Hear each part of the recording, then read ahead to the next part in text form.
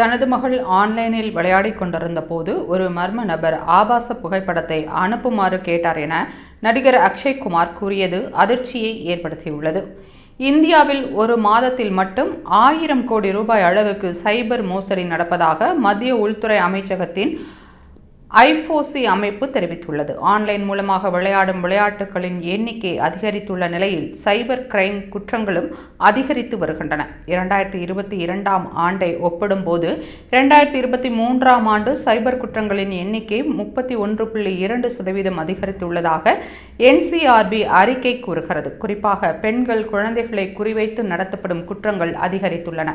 இந்நிலையில் மகாராஷ்டிராவின் மும்பையில் முதல்வர் தேவேந்திர ஃபட்னாவிஸ் தலைமையில் நடந்த சைபர் பாதுகாப்பு குறித்த விழிப்புணர்வு நிகழ்ச்சியில் நடிகர் அக்ஷய்குமார் சிறப்பு அழைப்பாளராக கலந்து கொண்டார். அப்போது தனது மகள் ஆன்லைனில் விளையாடிக் கொண்டிருக்கும் போது அவரை ஒருவர் தொடர்பு கொண்டதாகவும் தனது மகளின் ஆபாச புகைப்படத்தை அந்த நபர் கேட்டதாகவும் அதிர்ச்சி தகவலை அக்ஷய்குமார் பகிர்ந்தார். பின்னர் அந்த தகவலை தனது மனைவியிடம் மகள் கூறியதாக அக்ஷய்குமார் தெரிவித்தார்.